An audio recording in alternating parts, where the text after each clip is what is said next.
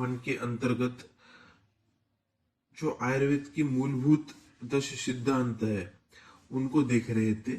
तो हमने 10 सिद्धांत की श्रृंखला ही ली थी। उसके अंतर्गत हम अब तक 9 सिद्धांतों को देख चुके हैं। हमने पिछले ऑडियो में कार्य कारण सिद्धांत को देखा था।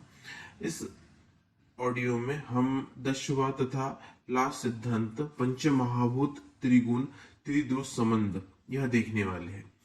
तो इसमें सर्वप्रथम श्लोक आता है अष्टांग संग्रह सूत्र स्थान का 1/39। अष्टांग संग्रह सूत्र स्थान के पहले अध्याय का 39वां श्लोक, जिसमें कहा गया है कि सत्वम रजस तम क्षेति त्रयो प्रोक्ता महागुण। इस श्लोक में यह बताया गया है कि सत्व रज तम, ये जो त्रिगुण है, उन्हीं को ही महागुण कहा जाता है। अब सत्व रज तम गुण को महागुण कहने के पीछे क्या कारण है? सत्व रज तम को महागुण इसलिए कहा जाता है क्योंकि वो प्रकृति जो है वो पहले से त्रिगुणात्मक थी। हमने सृष्टि उत्पत्ति का क्रम देखा, जिसमें हमने यह देखा था कि सृष्टि उत्पत्ति जो हुई है वो पंचविंशति यानी 25 तत्वों से मिलके बनी है। लेकिन उसमें सर्वप्रथम जो था वह था प्रकृति और पुरुष, और प्रकृति और पुरुष यही प्रधान थे।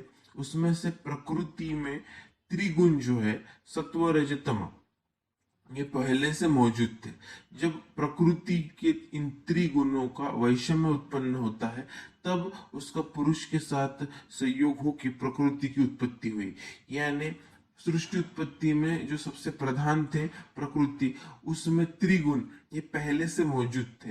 यानी सृष्टि के उत्पत्ति के स्टार्टअप से ही ये 3 गुण रहे हैं, इसीलिए इनको महागुण यह संज्ञा दी गई है। अब यह जो त्रिगुण है इनके मुख्य लक्षण, जिसके अंतर्गत सत्वगुण जो है उसका मुख्य लक्षण है निर्मितिक्षम।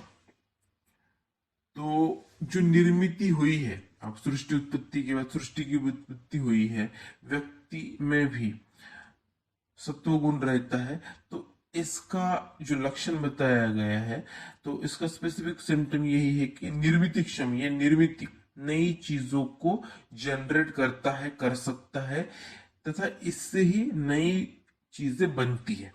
तो मुख्य लक्षण रहेगा इसका निर्मितिक्षम, बनाने वाला, जनरेशन करने वाला। नेक्स्ट जो रजगुण है उसका मुख्य लक्षण है सत्व तथा तमोगुण को प्रेरणा दी जाती है। तो हमने सृष्टि उत्पत्ति क्रम में भी देखा था कि रजगुण जो है वह सत्व गुण को तथा तमोगुण को प्रेरणा देता है, और उसके द्वारा जो आगे की सृष्टि उत्पत्ति का जो क्रम था वो हुआ था। अगर रजगुण की प्रेरणा नहीं होती तो जो सृष्टि उत्पत्ति भी हुई वह नहीं हो पाती। और हम ऐसे भी देखेंगे कि जो त्रिदोष होते हैं उसमें भी रजगुण होता है, वही वात को प्रेरणा देता है, या वात में रजगुण ही रहता है और उसकी प्रेरणा के द्वारा ही कार्य होता है। इसीलिए रजगुण का मुख्य लक्षण यह है कि वह प्रेरणा देने का कार्य करता है। प्रेरणा किसे देता है? वो सत्व तथा तम, इन गुणों को। जो तमगुण है उसका मुख्य लक्षण, तमगुण सत्व तथा रजगुण का नियंत्रक है। ओके, तो सत्व गुण है निर्वितिक्षम है, रजगुण जो है वो प्रेरणादायक है, लेकिन तमगुण उसको नियंत्रित करने कार्य करता है। कोई चीज अगर होती है, निर्मित होती है और उसको प्रेरणा से वो आगे चल भी रही है, लेकिन एक प्रकार से उसको एक लिमिटेशन होना बहुत इंपॉर्टेंट होता है। जैसे एग्जाम्पल ले तो फिल्मों में अगर कोई फिल्म बन रही है और उसका निर्माण हो रहा है तो उसके बाद उसका एडिटिंग किया जाता है ताकि उसकी जो लेंथ होती है उसको कम करके जो इम्पोर्टेंट है उसको ही रखा जाना। तो इस प्रकार का एडिटिंग होता है। उसी प्रकार से तम गुण इन दोनों को नियंत्रित करने का कार्य करता है। तो सत्व रज तम इन त्रिगुणों की लक्षण अलग अलग है, लेकिन यह जो है ये उनके मुख्य लक्षण है। उसके बाद हम देखेंगे कि पंचम महाभूत तथा त्रिगुण इनके बीच में संबंध के संदर्भ में एक श्लोक आया है, जो आया है शुश्रुत शायरी स्थान 1/27। शुश्रुत शायरी स्थान के पहले अध्याय का 27वां श्लोक है, जिसमें कहा गया है कि सत्व बहुलम आकाशम रजो बहुलम वायु सत्व रजो बहुलो अग्नि सत्व तमो बहुलो अपि तमो बहुला पृथ्वी। इसके अंतर्गत जो महाभूत है, पंच महाभूत है, उसमें कौन से गुण ज्यादा है, ये जो सत्व रज तम ये त्रिगुण कौन से ज्यादा होता है, किससे इस महाभूत की उत्पत्ति होती है, यही श्लोक में बताया गया है। इसमें कहा गया है कि जो आकाश महाभूत है उसमें सत्व गुण होता है, मुख्यतः वही गुण होता है और उससे उसकी निर्मित होती है। नेक्स्ट, वायु में रजगुण रहता है, रजगुण से वायु महाभूत की उत्पत्ति होती है। नेक्स्ट, जो तेज महाभूत है, तेज महाभूत में सत्व तथा रज, सत्व तथा रज यह दो गुण रहते हैं। जल महाभूत में सत्व तथा तम, सत्व तथा तम यह गुण रहते हैं। और लास्ट का जो पृथ्वी महाभूत है उसमें तम महाभूत की आधिक्यता होती है। तो दृष्टि जिस प्रकार से सृष्टि में पंच महाभूतों का क्रम यह गुरु होता जाता है, वैसे ही उसके अंतर्गत गुण जो है वो भी गुरुता की तरफ गए हैं। सबसे पहले सत्व आया है, उसके बाद रज आया है, उसके बाद सत्व रज, और देन सत्व के सत्तम आ गया, यानी गुरुता आगे आती गई। और पृथ्वी महाभूत जो है उसमें तम का ही आधिक्य होता है। तो इस प्रकार की हमें महाभूतों में गुण प्राधान्यता देखने को मिलती है। एक इम्पोर्टेंट श्लोक है क्योंकि इसका रेफरेंस बहुत बार रेफरेंस कहिए या फिर इंफॉर्मेशन एमसीक्यूज में, यूजी में तथा पीजी में पूछी जाती है। नेक्स्ट हम देखेंगे कि त्रिगुण तथा त्रिदोष का संबंध।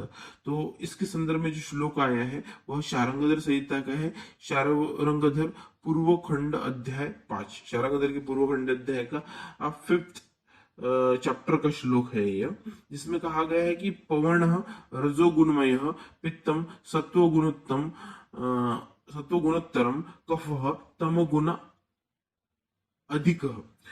इसमें यह बताया गया है कि किस दोष में किस गुण का आधिक्य होता है।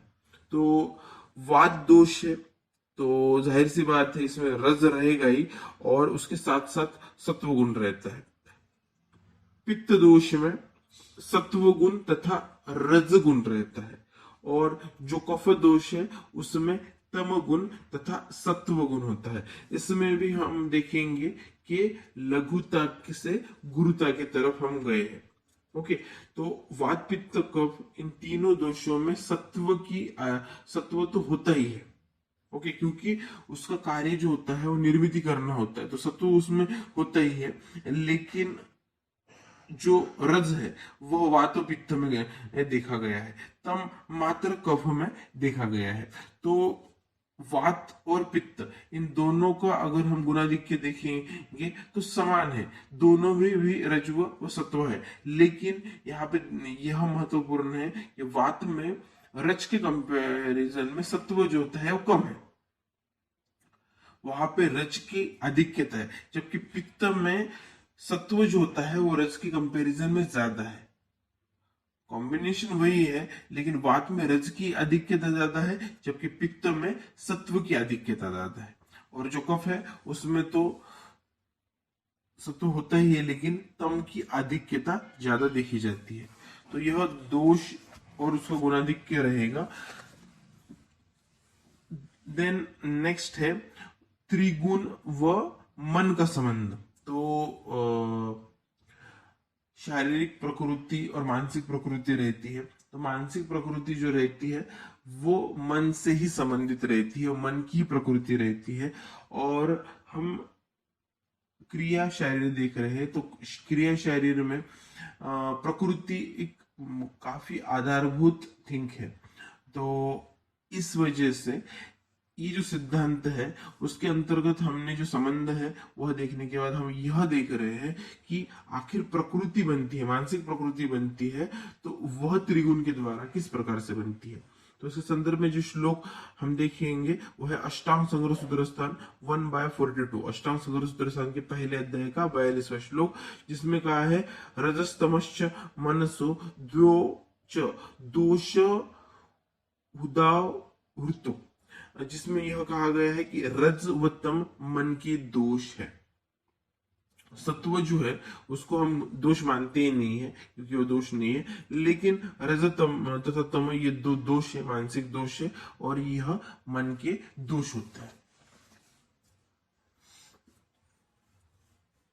तो जहां प्रकृति का वर्णन आगे आएगा वहां पे हम इन त्रिगुणों के क्या टाइप्स होते हैं और प्रकृति उससे किस प्रकार से बनती है यह देखेंगे। यहाँ सिद्धांत के अनुरूप हम उससे रिलेटेड थिंग्स ही देखेंगे। नेक्स्ट पॉइंट है कि त्रिगुण का शरीर में महत्व। हमने त्रिगुण देखे तो उसका शरीर में क्या महत्व होता है। तो चरक आचार्य वर्णित ऐसा है कि त्रिगुण परीक्षा पद्धति यह हम देखेंगे। तो जिसमें कहा गया है कि शरीर व मन त्रिगुणात्मक होने के कारण त्रिगुण का परीक्षण अनुमान से किया जाता है। तो चरक आचार्य के अनुसार शरीर तथा मन यह दोनों भी त्रिगुणात्मक होता है, लेकिन त्रिगुण जो होता है जिस प्रकार से हम वात पित्त कफ इनको सेग्रीगेट कर सकते हैं, अलग अलग कर सकते हैं, उसका विशेष स्थान बता सकते हैं, उसी प्रकार से हम त्रिगुणों का स्थान नहीं बता सकते। तो इसीलिए उन्होंने यह कहा है कि त्रिगुण का परीक्षण हम अनुमान से ही कर सकते हैं, प्रत्यक्ष से उसकी परीक्षा हम नहीं कर सकते। अनुमान से ही हमें ये जानना होता है कि त्रिगुण किस प्रकार से कार्य करते हैं। उसके संदर्भ में एक विमान स्थान में श्लोक आया है, चरक विमान स्थान 4/8, चरक विमान स्थान के 4थे अध्याय का 8वां श्लोक, जिसमें कहा है रज संज्ञेन। रज संज्ञेन का मतलब होता है रजगुण की परीक्षा मोह गुण से होती है। मोह षडरूपों के अंतर्गत आता है। मोह का मतलब होता है किसी चीज के ऊपर कुछ ज्यादा मात्रा में ही मोहित हो जाना। मोहित तो मोह का यही होना कि ज्यादा उस चीज के बारे में अट्रैक्शन होना, जिससे हम कहते हैं मोह। तो रजोगुण की परीक्षा मोह गुण के द्वारा होती है। मन में रजोगुण की हुई वृद्धि इंद्रियों को अयोग्य विषय की तरफ ले जाती है। मन में अगर रजोगुण की वृद्धि होती है तो वो हमारे जो इंद्रिय होते हैं जिसके द्वारा योग्य कार्य होना चाहिए वह न होकर वो इंद्रियों को अयोग्य विषय की तरफ लेके जाती है। इंद्रियों को अयोग्य विषय का मोह होता है। तो इंद्रियों को उस वक्त क्या होता है, मोह होता है। किसका होता है, अयोग्य विषयों का।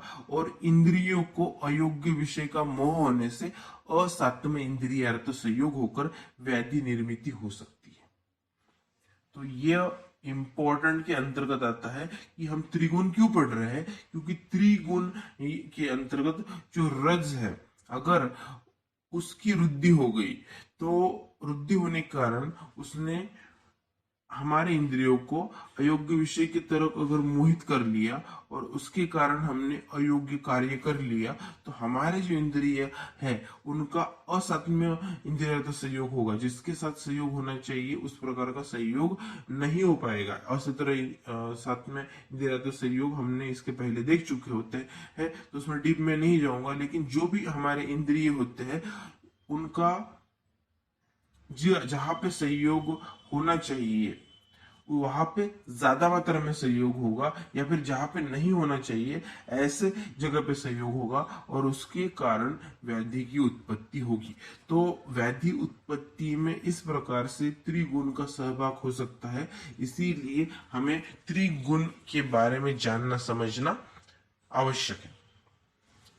नेक्स्ट, त्रिगुणों का शारीरिक और मानसिक परिणाम। अब इन त्रिगुणों का हमारे शरीर के ऊपर क्या परिणाम होता है, इस संदर्भ में श्लोक आया है अष्टांग हृदय शारीर स्थान 3/708, अष्टांग हृदय शारीर स्थान की 3रे अध्याय का 7वां तथा 8वां श्लोक, जिसमें कहा गया है कि सात्विकम शौचम आस्तिकम शुक्ल धर्म रुचिर मतिः राजसम बहुभाषित्वम मान क्रुद्ध दंभ मत्सरम तामसम भयम ज्ञानम निद्रा आलस्यम विषादिता, जिसके अंतर्गत सात्विक राजस तामस के भाव बताए गए हैं। सात्विक के बारे में यह बताया गया है कि उसमें पवित्रता होती है, नास्तिकता का अभाव होता है। अब यहाँ पे नास्तिकता का अभाव के लिए हमें ये समझना आवश्यक होता है कि नास्तिकता क्या होती है। मुख्यतः हम जनरल जो थिंकिंग होती है उसमें ऐसा देखा जाता है कि जो भगवान को या कोई ईश्वर को जिस भी वो धर्म जात पंथ से रिलेट करता हो उसको मानता है तो वो आस्तिक है, अगर नहीं मानता है तो नास्तिक है। यहाँ पे नास्तिकता का अभाव, इसका मतलब यह होता है कि किसी भी प्रकार के का विश्वास ना रहना।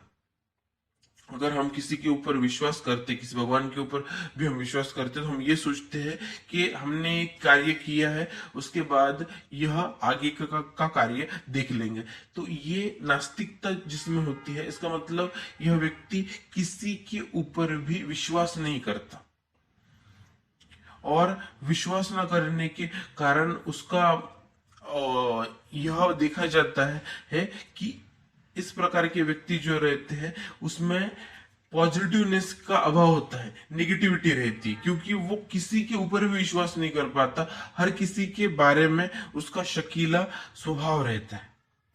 ओके, और यह यहाँ पे बताने की कोशिश की गई है कि आस्तिकता में सिर्फ ईश्वरी नहीं, किसी व्यक्ति के ऊपर विश्वास है क्या। कहते हैं कि गुरु के बिना ज्ञान का अभाव होता है, गुरु के बिना हम ज्ञान को नहीं जान सकते। तो नास्तिकता का यहाँ पे मतलब होना जिसका किसी के ऊपर विश्वास नहीं है, और उसके कारण वो किसी विषय को ठीक से समझ नहीं पाता, क्योंकि उसको हर चीज में शक ही आता है। ओके, तो हमें कहीं पे ना कहीं तो विश्वास करना पड़ेगा। अगर विश्वास नहीं करेंगे तो विश्वास के बिना चीज कोई हमारा जीवन यापन नहीं हो सकता। अगर सबसे महंगी और सबसे इंपॉर्टेंट कोई चीज होती है तो वह होता है विश्वास। लेकिन ये विश्वास भी किसी के ऊपर करना, ये हमारी सत्संग बुद्धि, हम जैसे आगे आगे बढ़ते हैं, समझते हैं तो हमें ये समझने लगता है। तो यह होना आवश्यक है। हर किसी के ऊपर विश्वास नहीं कर सकते, लेकिन कहीं ना कहीं आपका विश्वास होना आवश्यक होता है, और वो होता है तो वो आस्तिकता के अंतर्गत आता है। लेकिन किसी का इस प्रकार का स्वभाव रहता है जो कहीं पे विश्वास कर ही नहीं सकता, तो वह नास्तिकता की तरफ जाता है। यह काफी डीप सब्जेक्ट है, लेकिन यहाँ पे ये इस प्रकार से भाव से आया है। बाद में इसमें यह बताया गया है शुक्ल धर्म। शुक्ल धर्म का मतलब होता है निश्चल धर्म, जिसमें किसी प्रकार का छल नहीं है, वह शुक्ल धर्म। इसके प्रति रुचि होना, छल युक्त नहीं, तो जिसमें किसी प्रकार का छल नहीं है, इस प्रकार के धर्म का यापन करना। सन्मति, सन्मति अर्थात उच्च एवं सद्विचार, यह सत्व गुण से प्रकट होते हैं। उच्च यह सद्विचार, सद्विचार यानी अच्छे विचार, यह सत्व गुण के अंतर्गत प्रकट होते हैं। यह सात्विक भाव के अंतर्गत कहा गया है। राजस भाव में यह कहा गया है कि बहुत बोलना, ज्यादा मात्रा में बोलना, यह राजस, क्योंकि ये प्रेरणा देने वाला होता है, तो यह इसमें देखा जाता है। अभिमान करना, अब अभिमान करना कोई गलत बात नहीं है, स्वाभिमान तो होना ही चाहिए, लेकिन जब वो मात्रा से ज्यादा होता है तो वह विकृतिकारक होता है। नेक्स्ट है क्रोध करना। दंभ, दंभ का मतलब होता है धोखा, जालसाजी, पाखंड, घमंड, इस प्रकार के कार्य को करना। तथा मत्सर, यानी मत्सर का मतलब होता है ईर्ष्या या डाक लेना, किसी चीज के बारे में जेलस फील करना, किसी का अच्छा हो रहा है तो ये इसके साथ क्यों हो रहा है, इस प्रकार की विकृत भावना रखना। कोई लोग ऐसे रहते हैं कि सात्विक प्रकृति के अपना हो ना हो उसका अच्छा हो जाता है तो उनको अच्छा लगता है, वह दूसरे का कार्य अच्छे होने के लिए प्रयासरत होते हैं। कुछ ऐसे रहते हैं कि मेरे साथ साथ दूसरे का भी भला हो जाए। कुछ कुछ ऐसे रहते हैं कि मेरा भला हो तभी दूसरे का भला हो। लेकिन कुछ कुछ लोग ऐसे रहते हैं कि मेरा भला हो ना हो उसका भला नहीं होना चाहिए, नेक्स्ट का भला नहीं होना चाहिए। इस प्रकार की जो विकृत बुद्धि रहती है वह ईर्ष्यालु लोगों की होती है। कहा जाता है कि राजस में ऐसा देखा जाता है। आगे हम वात प्रकृति के साथ इसका कोरिलेशन होता है, उसमें भी यह चीज देखेंगे वात दोष में। तो यह लक्षण रजगुण के द्वारा उत्पन्न होते हैं। नेक्स्ट है तामस भाव। तामस भाव में बताया गया है भय, अज्ञान, निद्रा, आलस्य करना तथा विषाद। विषाद का मतलब होता है नीरसता, किसी भी विषयों में रस ना होना, यानी विषाद। यह सभी लक्षण तमोगुण में उत्पन्न होते हैं। तो अष्टांग हृदय शायरी स्थान में हमें इन तीनों गुणों के भाव के बारे में इस प्रकार से बताया गया है। अब अगर हम ये इन शारीरिक तथा मानसिक त्रिगुणों का क्या परिणाम होता है इसके ऊपर यह देखते हैं, तो हमें यह भी देखना चाहिए कि ये सात्विक दोष नहीं है, लेकिन रजत तथा तम यह दोष है। तो रजत तम गुण का नियंत्रण करना चाहिए, तभी हम अपना जीवन यापन अच्छे से कर सकते हैं। वह किस द्वारा करना चाहिए उसके बारे में हम शॉर्ट आइडिया लेते हैं, जिसमें यह बताया गया है कि यम नियमों सहित योगासन व प्राणायाम करने से मन में सत्व गुण का उत्कर्ष होकर रज व तम गुण का नियंत्रण होता है। तो यहाँ पे अष्टांग योग के बारे में बतलाया गया है। अष्टांग योग के अंतर्गत आता है यम नियम आसन प्राणायाम प्रत्याहार धारणा ध्यान समाधि। तो यह उसके अंतर्गत आता है। तो हमें आसन तथा प्राणायाम इनके द्वारा यह मन का सत्व गुण उत्कर्ष होता है, ऐसा कहा गया है। लेकिन आसन और प्राणायाम से पहुंचने से पूर्व हमें यम नियम यह देखना पड़ेगा। यम नियम के बाद ही आसनों का तथा प्राणायाम का फायदा होता है। तो यम नियमों के जो गुण है वो तो प्रेजेंटली सभी के सभी हम योग्य तरीके से फॉलो करना तो मुश्किल है, लेकिन जितना हो सके उसको फॉलो करना चाहिए। तो हम उसको थोड़ा सा देख लेते हैं ताकि हम इस चिकित्सा पार्ट को भी थोड़ा समझने के पास पहुंचेंगे। तो यम के अंतर्गत 5 चीजें आती है, जिसमें कहा गया है कि अहिंसा, सत्य, अस्तेय, ब्रह्मचर्य तथा अपरिग्रह। तो अहिंसा का मतलब होता है सिर्फ शारीरिक प्रकार की हिंसा नहीं, तो मानसिक प्रकार की हिंसा। किसी को शारीरिक दृष्टिकोण से अगर हम क्षति पहुंचाती है तो वह हो गई हिंसा। और मानसिक रूप से भी अगर हम कुछ गलत कह के गलत करके किसी को क्षति पहुंचाते हैं तो वह भी हिंसा के अंतर्गत आता है। तो किसी को भी शारीरिक तथा मानसिक क्लेश ना देना, दैट इज अहिंसा। देन सत्य, तो किसी भी वक्त सत्य वचन रहेगा तो कार्यों की सिद्धि होगी। क्योंकि अगर हम झूठ का सहारा लेंगे तो उसके वजह से एक समय तक बच सकते हैं, लेकिन सत्य कहते हैं कभी छुपता नहीं है। इसीलिए हमने हमेशा सत्य के साथ रहना चाहिए या सत्य वचन होना चाहिए। अस्तेय का अर्थ होता है चोरी ना करना। तो चोरी ना करना इसका मतलब यह हो गया कि किसी की भी चीज यह उसके सम्मति के बिना न लेना। तो यह हो गया भौतिक भी और भावनिक भी। तो किसी की चीज उठा लेंगे, चोरी कर लेंगे तो ये भौतिक हो गया, लेकिन किसी के विचारों को भी हम अगर चुराते हैं, इसका मतलब किसी के विचार हम अपने विचार है ऐसे जिस प्रकार से प्रकट करके बताते हैं, किसी की लिखित चीजें हम अपनी है इस प्रकार की बता के अगर प्रकट करते हैं तो वह भी एक प्रकार की चोरी हुई। तो हमें अगर किसी के विचार भी रखने हैं, किसी का लिखित भी हम बता रहे हैं, तो हमें रेफरेंस ये देना चाहिए कि हम इनके विचार रख रहे हैं। तो वह उस प्रकार से रखते हैं तो वो अस्ते के अंतर्गत आया, नहीं तो स्तेन का मतलब होता है चोरी करना। तो यह भी चीज इसके अंतर्गत आती है। ब्रह्मचर्य में काफी चीजें आती है।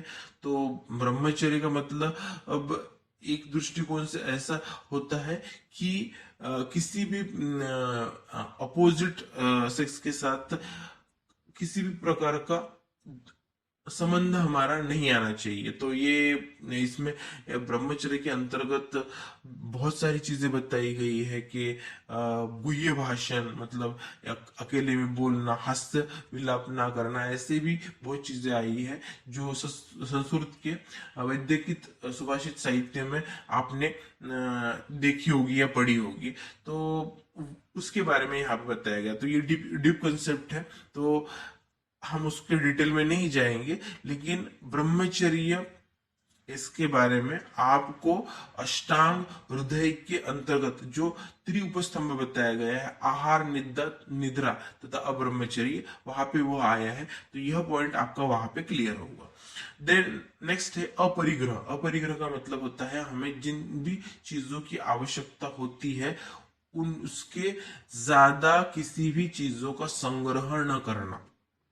जीवन यापन करने के लिए हमें बहुत सारी चीजें लगती है, लेकिन कुछ लोगों का यह होता है सिर्फ जमा करते जाओ, पैसे को जमा करते जाओ या फिर सुख साधनों को जमा करते जाओ। तो इसका अर्थ हुआ परिग्रह करना।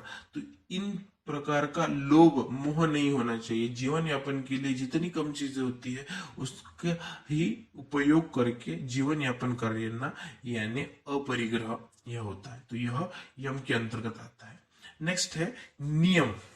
तो नियम के अंतर्गत भी 5 चीजें आती है: शोच, संतोष, तप, स्व अध्याय तथा ईश्वर परिधान।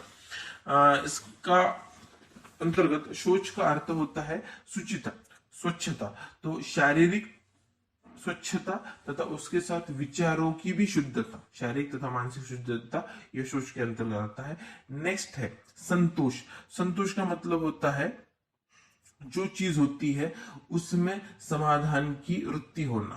तो समाधान की वृत्ति होना इसका मतलब यह नहीं होता है कि हम अपने कार्यों को छोड़ दें। ओके, जो एग्जाम्पल मैं आपको बार बार मैंने इसके पहले भी दिया है, मैं जो देता हूं कि चीजों के तरफ देखने का दृष्टिकोण हमारा कैसा है। मान के चलिए कि ग्लास है जो आधा भरा है, एक व्यक्ति कहेगा कि आधा ग्लास खाली है, एक सोचेगा कि आधा भरा हुआ है। तो ये सोच सोच की बातें होती है। आधा भरा है इसका मतलब पॉजिटिव थिंकिंग है। ओके, और संतोष का मतलब होता है उस वो चीज की वजह से संतोष होना। आधा तो है लेकिन इसका मतलब कार्य को छोड़ना नहीं है। नेक्स्ट पॉजिटिव थिंग ये होती है कि आधा ग्लास भरा है और आधा हमें भर के पूरा करना है। तो यह हो गई पॉजिटिव सोच। तो संतोषित हम नहीं रहेंगे, हर वक्त दुखी रहेंगे कि ऐसा ही क्यों है। तो हम सुख की प्राप्ति नहीं कर सकते। जो है उसमें संतुष्ट रह के हमको जो नहीं है उसको बढ़ाने का कार्य करना चाहिए। यह चीज संतोष के अंतर्गत आती है। नेक्स्ट तप। तप का अर्थ यह होता है कि अनुकूल तथा प्रतिकूल परिस्थिति में स्थिरता। कोई भी चीज आपके साथ कितनी भी प्रतिकूल परिस्थिति आपके ऊपर आए या फिर उस दुख आए, उसमें भी आपका स्थिर रहना। कभी कभी किसी के ऊपर बहुत अनुकूलता भी आ जाती है, बहुत सुख की बात होती है, इतना हर्षित होता है कि वो सुख को भी भोग नहीं पाता। तो मन की स्थिरता बहुत आवश्यक होती है। अनुकूल स्थिति हो या प्रतिकूल स्थिति हो, सुख से बहुत ज्यादा हर्षित नहीं होना या फिर दुख से बहुत ज्यादा दुखी ना होना, खिन्न ना होना, यह चीजें तप के अंतर्गत आती है कि किसी भी वक्त हमें स्थिरता रखनी चाहिए, मन की स्थिरता होनी चाहिए। नेक्स्ट चौथा इसमें कहा गया है स्व अध्याय। तो स्व अध्याय का मतलब होता है स्वयं के बारे में जानना कि हम यहाँ पे हैं तो हम यहाँ पे किस वजह से है, हमारा जन्म क्यों हुआ है, हमारा जन्म किस कार्य के लिए हुआ है, हम मनुष्य है तो हम यहाँ पे क्यों आए, हम जिस पोजीशन पे है वो क्यों है और उसके अनुरूप हमें क्या कार्य करना चाहिए। ओके, तो मुख्य जो सिद्धांत होता है एक इस देश में रहने के अनुरूप मैं कहता हूं कि हम जिस देश में है उस देश के लिए हमने क्या किया है, हमें क्या करना है, हम जिस जगह पे रहते हैं, हमने कितने लोगों को सुख प्राप्ति दी है, हम कितने लोगों को सुख दे सकते हैं, हम कितने लोगों के लिए अच्छा कर सकते हैं, ये जो थिंक होती है, ओके, ग्लोबली सुख का प्रत्यर्पण लोगों के लिए करने का, वह स्व अध्याय के अंतर्गत आता है। नेक्स्ट है ईश्वर परिधान। ईश्वर परिधान का मतलब होता है हमने अपना कार्य कर लिया, योग्य मात्रा में कर लिया जो हम कर सकते थे, बाकी हमने पूरा तरीके से ईश्वर को समर्पित कर दिया।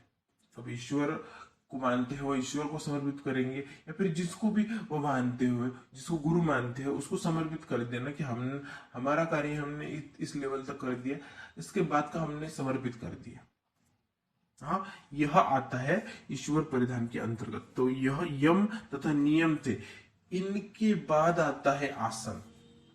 मुख्यतः जब अष्टांग के बारे में बात होती है तो उसमें योग का मतलब लोग यही समझते हैं कि आसन तथा प्राणायाम, अलग अलग प्रकार के आसन करना या फिर प्राणायाम यानी श्वासों का के एक्सरसाइज करना, यही योग नहीं है। योग यह काफी डीप और बड़ी सोच है जिसमें 8 चीजें आती है। तो उसमें यम तथा नियम जब उसका पालन हम कर सकते हैं एक लेवल तक, तब जाके आसन तथा प्राणायाम का फायदा होता है। तो यहाँ पे हमें यह देखना था कि रज और तमोगुण को नियंत्रित करने के लिए योगासन तथा प्राणायाम करना चाहिए। वो यम तथा नियमों के सहित ही करेंगे तो फायदा होगा, और उसके वजह से मन के सत्व गुण का उत्कर्ष होकर वह रज और तमोगुण को नियंत्रित किया जा सकता है। ओके, तो हम अष्टांग योग नहीं देख रहे कि हम इसके बाद के भी चीजें हैं, प्रत्याहार, धारणा, ध्यान, समाधि, वो हम नहीं देखेंगे। यहाँ पे हमें रज और तम को नियंत्रित करना है तो हम यहाँ तक ही देखेंगे।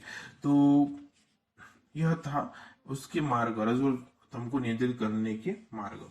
तो आज के ऑडियो में हमने हमारा जो लास्ट सिद्धांत था पंच महाभूत त्रिगुण तथा त्रिदोष सिद्धांत, यह देखा। उसमें हमने देखा कि त्रिगुण का पंच महाभूत के साथ क्या संबंध होता है, त्रिगुण का त्रिदोष के साथ क्या संबंध होता है, त्रिगुण का मन के साथ क्या संबंध होता है, और त्रिगुण का महत्व क्या है, त्रिगुण का शरीर तथा मन के ऊपर क्या परिणाम होता है, और उसके नियंत्रण के मार्ग क्या है, ये हमने देखा। तो आज सिद्धांत की जो 10 सिद्धांत की श्रृंखला थी वह समाप्त हो गई है। नेक्स्ट जब हम ऑडियो लेंगे तो त्रिदोष समझने के लिए जो इम्पोर्टेंट पॉइंट होते हैं यानी स्त्रोतस, ओके, उसको हम देखेंगे। स्त्रोतस के बाद हम गुरुवादी गुण को देखेंगे ताकि वो भी बहुत इंपॉर्टेंट होते हैं त्रिदोष समझने के लिए। और उसके बाद हमारा मुख्य जो सब्जेक्ट का नाम ही है दोष धातुमल, उसके अंतर्गत त्रिदोष विज्ञान हम देखेंगे। तो आज यही पे हम विराम लेते हैं। आपको यह टॉपिक अच्छे से समझ ही गया होगा। Thank you and good day.